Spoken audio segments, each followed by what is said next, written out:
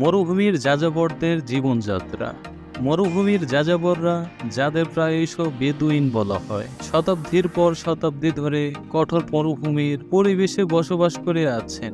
তাদের জীবনযাত্রা মূলত প্রতিকূল পরিবেশের সঙ্গে খাপ খাইয়ে নেওয়ার কৌশলের উপর ভিত্তি করে গড়ে উঠেছে। মরুভূমির যাযাবর বা বেদুইন সম্পর্কে জানব ভবঘুরের এই পর্বে।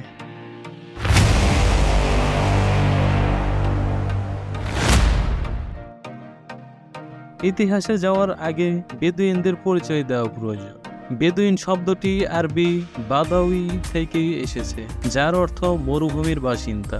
মূলত যাযাবর বেদুইনরা গোত্রবদ্ধ গোষ্ঠী, যাদের বাস বৃহত্তর আরবে। আরব বলতে অনেকের মনে সৌদি আরব ঘুরলেও বেদুইনরা মূলত আরব উপদ্বীপের আদিবাসিন্দা।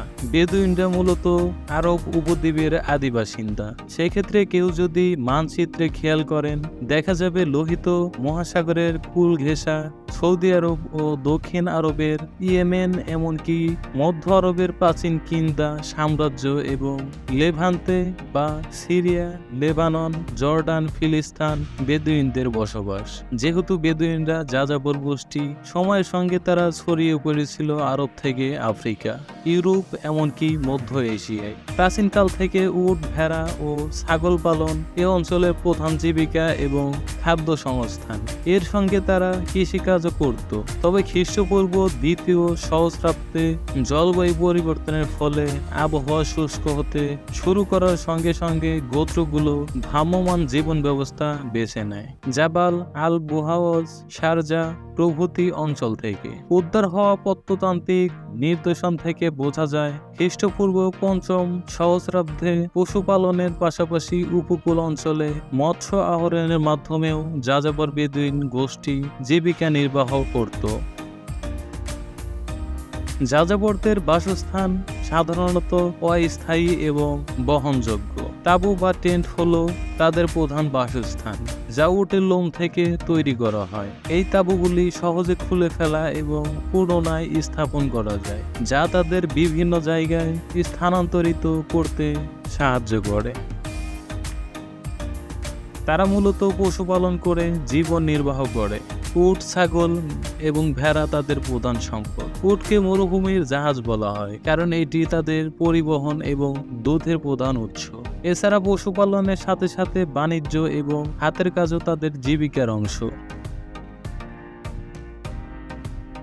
মরুভূমির যাযাবরদের খাদ্য তালিকায় সাধারণত দুধ, মাংস এবং তার থেকে তৈরি নানা ধরনের খাবার। উট এবং ছাগলের দুধ তাদের প্রধান খাদ্য। পানির জন্য তারা মরুভূমির কূপ বা ওয়াদি বা শুকনো নদীর তল নির্ভর করে এবং প্রয়োজনে দীর্ঘ দূরত্ব অতিক্রম করতে হয়। উট যাযাবরদের প্রধান পরিবহন মাধ্যম। উট ছাড়া তারা ঘোড়াও ব্যবহার করে। উট তাদের কঠোর পরিবেশে দীর্ঘ দূরত্ব অতিক্রম করতে সাহায্য করে, কারণ এটি কম পানি পান করে অনেকক্ষণ বেঁচে থাকতে পারে। যাযাবরদের মধ্যে তাদের নিজস্ব সংস্কৃতি ও রীতিনীতি বিদ্যমান। তারা সাধারণত বড় বড় গোত্রে বিভক্ত থাকে এবং প্রত্যেক গোত্রে নিজস্ব নেতার বা শেখ নেতৃত্ব দেয়। তাদের জীবনযাত্রায় অতিথিপরায়ণতা, সাদাসিধা জীবনযাপন এবং ধর্মীয় রীতিনীতি গুরুত্বপূর্ণ ভূমিকা পালন করে।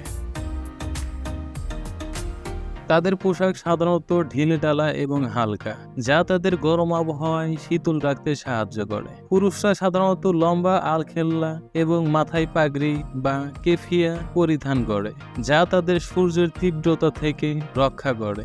নারীরা লম্বা গাউন এবং মাথায় স্কার্ফ পরে। মরুভূমির যাযাবরদের জীবনযাত্রা প্রকৃতির সঙ্গে নিবিড়ভাবে জড়িত। তাদের জীবনযাত্রা আজও অনেক ক্ষেত্রে তাদের পূর্বপুরুষদের জীবনযাত্রার সঙ্গে মিল রেখে চলেছে, যদিও আধুনিক জীবনের ছোঁয়া কিছুটা পরিবর্তন এনেছে।